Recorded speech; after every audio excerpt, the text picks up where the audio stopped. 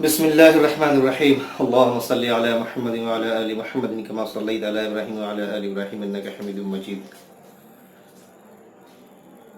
دیکھیے، عید قربہ کے حوالے سے، عید الاضحیٰ کے حوالے سے چند باتیں ہم سب کے ذہن میں رہنی چاہیے، اور یہ جو سوالات وغیرہ آئے ہیں ان سب کی روشنی میں مزید کچھ گفتگو کرنے کی کوشش کروں گا۔ 4 سے 5 منٹ کا وقت ہے ہمارے پاس۔ سب سے پہلی بات تو یہ کہ ابھی جو یہ عشرہ چل رہا ہے،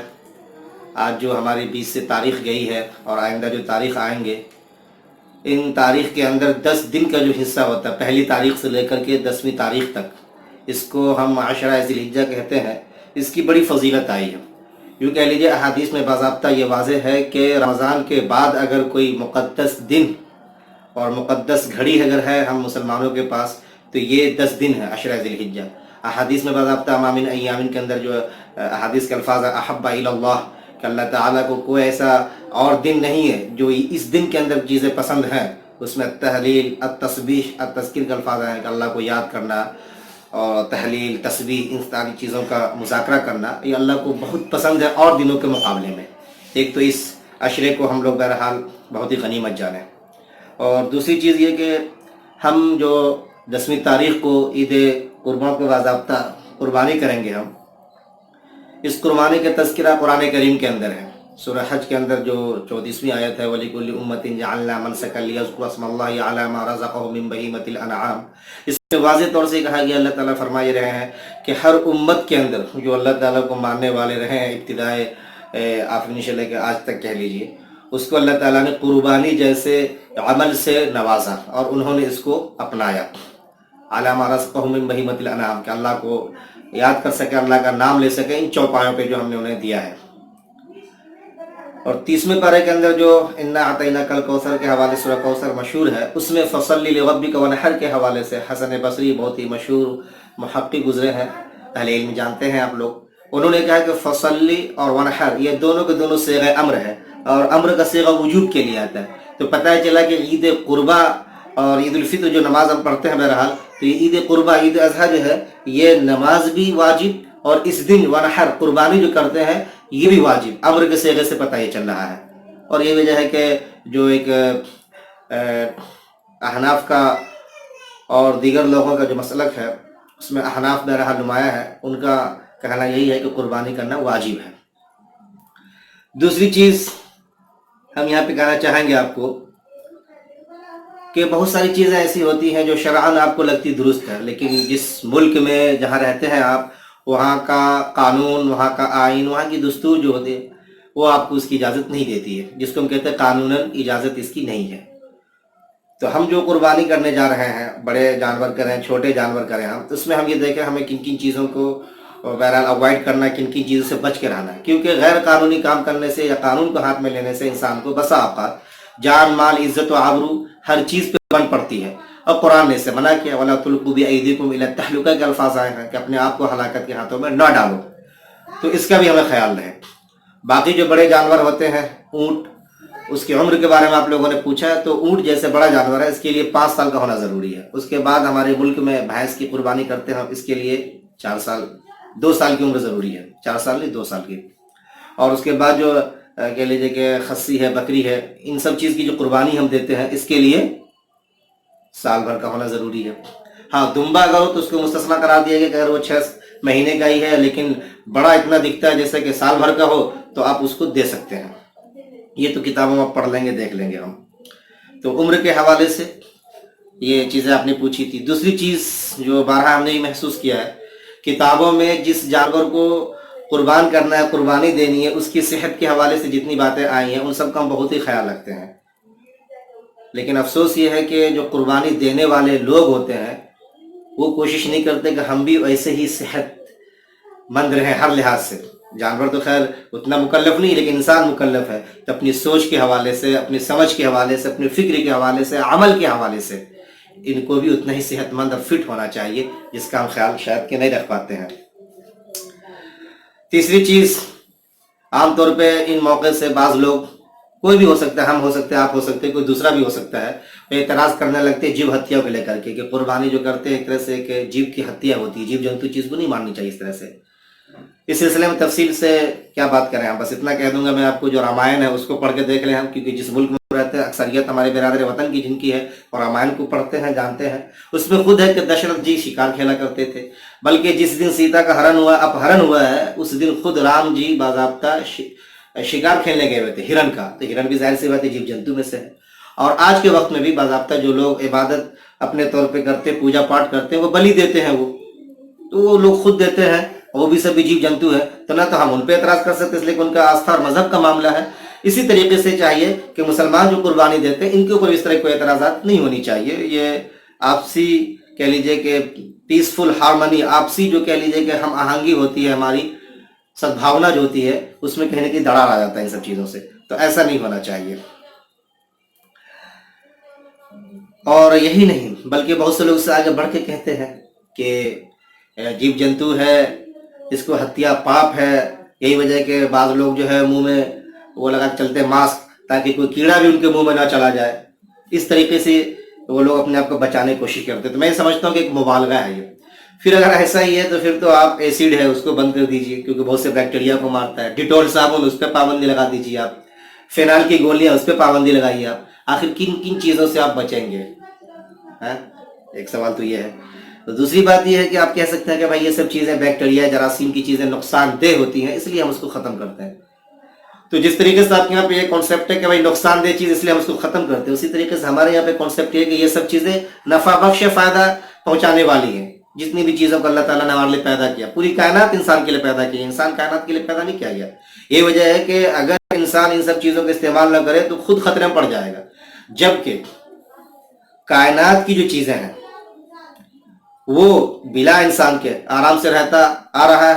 رہی ہے، وہ ساری چیزیں آئندہ بھی رہیں گی، وہ اس سے خود سمجھ سکتے ہیں آپ۔ تو کن کن چیزوں سے بچیں گے آپ؟ تو آپ جراثیم سے اگر بچتے ہیں، یہ کہہ کے کہ بھائی نقصان دہ چیز ہے، تو ہم آپ سے کہیں گے یہ بھی ہماری نفع بخش چیز، ہم اس کو فائدہ اٹھاتے ہیں اور ہمیں اس کا پابند کیا گیا ہے کہ ہم اس سے فائدہ اٹھائیں، ہمارے لیے چیز بنی ہے یہ۔ اور پھر اس کے علاوہ چوتھی چیز اگر میں آپ سے کہوں تو ایک چیز آپ نے پڑھی ہوگی اکنامکس کے اندر، جو لوگ پڑھتے ہیں آج کل تو جدید معاشیات پہ کافی کچھ تھیوریز سامنے میں آئی ہیں، اس میں ایک چیز آتی ہے انویسٹ ملٹی پلائر، یعنی کہ چند لوگ کسی کام کو لے کے اٹھتے ہیں اور اجتماعی طور پہ جب وہ کام ہوتا ہے تو پھر وہ کام ہوتے ہوتے ہوتے بہت سارے لوگوں کے لیے اس میں انویسٹ کرنے کا اور اس کے اندر نفع کمانے کا ذریعہ بن جاتی ہے وہ چیزیں۔ مثلا ہم جو قربانی کے موقع سے جانور کو پالتے ہیں یا ہم خریدتے ہیں، عام طور پہ جو کسان غریب ہوتے ہیں وہ لوگ جانور پالتے ہیں، وہ ٹھیک ہے، تو ان بیچاروں کو سال بھر جو اسے پالتے ہیں، اس موقع سے جب لگتا ہے کہ بھائی مسلمان اپنے تہوار کے لیے اس کو خریدیں گے تو اچھے خاصے دام ان کو مل جاتے ہیں اور وہ بیچتے بھی، مسلمان خریدتے بھی ہیں۔ یہی نہیں، جب وہ لوگ مارکیٹ میں لے کے بیچنے آتے ہیں تو پھر اس کے واسطے گھاس چاہیے، تو جو لوگ گھاس کا کاروبار کرتے ہیں ان کو روزگار اور ذرائع معاش کا ایک سادھن مل جاتا ہے۔ یہی نہیں، جب خرید کے آپ لے جاتے ہیں تو آپ کو رسی چاہیے گلے میں ڈالنے کے لیے، تو بہت سے لوگ ہوتے ہیں جن کو رسی کا کاروبار کرنے کا موقع اس میں مل جاتا ہے، اور یہ بلا کسی تفریق مذہب کے گھاس کا کام یا بکرا پالنے کا کام یا رسی بنانے کا کام یہ مسلم بھی کرتے ہیں، غیر مسلم بھی کرتے ہیں، تو جو بھی بیچارے چھوٹے موٹے غریب ہوتے ہیں ان سب کو اس میں ایک روزگار مل جاتا ہے، ایک طریقے کہہ لیجیے ٹیمپروری جاب ہی صحیح وہ ان کو مل جاتا ہے۔ اور پھر جب خرید کے ہم لے جاتے ہیں اور جس دن قربانی کرتے ہیں، قربانی کرنے والے جو بیچارے کسائی ہوتے ہیں ان کے لیے اجرت کا سامان بن جاتا ہے۔ گوشت، قرآن نے کہا لن ینال اللہ لحومها ولا دماؤها ولکن ینالہ التقوی منکم، کہ ساری چیزیں گوشت پوت ہڈی سب خون کھال تمہارے پاس رہ جاتے ہیں، ہمارے تو تقوی پہنچتا ہے۔ تو جو بہت سے ایسے غریب ہوتے ہیں، ہم لوگ یہاں پہ بہت سے ایسے غیر مسلم بیچارے آ جاتے ہیں جو پورے سال کبھی ان کو جو ہے کہ لیے مٹن نہیں ملا ہوتا، اس دن افراد کے ساتھ انہیں چیز مل جاتی ہے اور غیر مسلم کو بھی دیا جاتا ہے اور دیتے ہیں باضابطہ لوگ، تو ان لوگوں کا فائدہ گوشت والے دن ہوتا ہے۔ اس کے بعد چلیے آگے، لیدر انڈسٹری والے کو باضابطہ فائدہ ہوتا ہے کثرت سے، جب کھالیں ملتی ہیں تو پھر اس کے ساتھ جوتے بنائیے، جیکٹ بنائیے، والیٹ بنائیے، بیلٹ بنائیے، پرس بنائیے، بہت ساری چیزیں آج لیدر سے تیار ہوتی ہیں، بنائی جاتی ہیں، تو لیدر مارکیٹ لیدر انڈسٹری والے کے لیے کام مل جاتا ہے۔ یہی نہیں، اس کی جو ہڈی ہوتی ہے، شوگر صاف کرنے میں، چینی بنانے باضابطہ ہڈی کا استعمال کر لیتے ہیں لوگ، اس کے اندر جو آنت ہوتی ہے اس کے ذریعے سے باضابطہ ایسے دھاگے بنائے جاتے ہیں کہ ڈاکٹر جب کسی کو زخم لگ جاتا ہے، ٹانکا لگاتے ہیں، اسٹیچز لگاتے ہیں، تو سلائی کرنے کے لیے وہی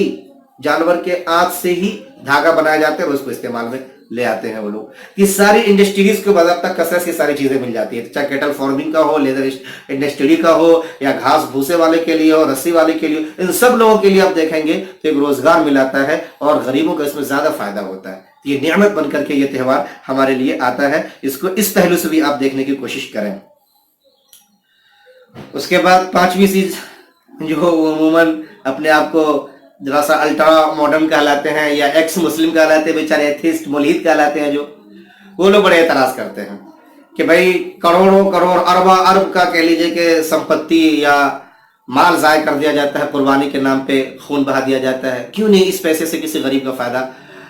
करने का काम किया जाए, गरीबों को फायदा पहुंचाया जाए इससे। ये बातें आमतौर पर होती हैं। अब तो सोशल मीडिया का दौर आ गया, इस तरह की सारे मैसेज आप देख सकते हैं।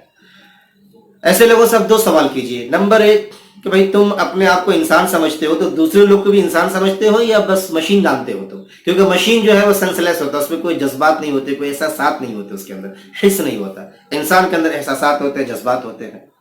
तो जाहिर सी बात है वो अपने जैसा दूसरों को इंसान समझता ही होगा, तभी तो आपको मुखातब कर रहा है किसी अच्छे काम के लिए, अपनी फिक्र के लिहाज से ही सही। तो उससे आप पूछिए कि जब इंसान है तो इंसान की जो जज्बात होते हैं उसकी तस्कीन के लिए अलग अलग जराए अपनाए जाते हैं। मसलन कोई इबादत करके अपने नफ्स को तस्कीन देता है, जज्बात को तस्कीन देता है। कोई शौकिया गाड़ी है, आजकल महंगे मोबाइल है या और भी चीजें हैं, उसके जरिए से अपने उस जज्बात की तस्कीन करता है। कुछ लोग तफरी आउटिंग के जरिए, सैर सपाटे के जरिए अपने जज्बात को तस्कीन पहुंचाते हैं। तो जैसे और लोग अपने अपने तौर पे ये सारे काम करते हैं, सब में पैसे लगते हैं, चाहे आउटिंग करें आप, महंगे मोबाइल लें, महंगी गाड़ियां लें या और भी कुछ करें आप,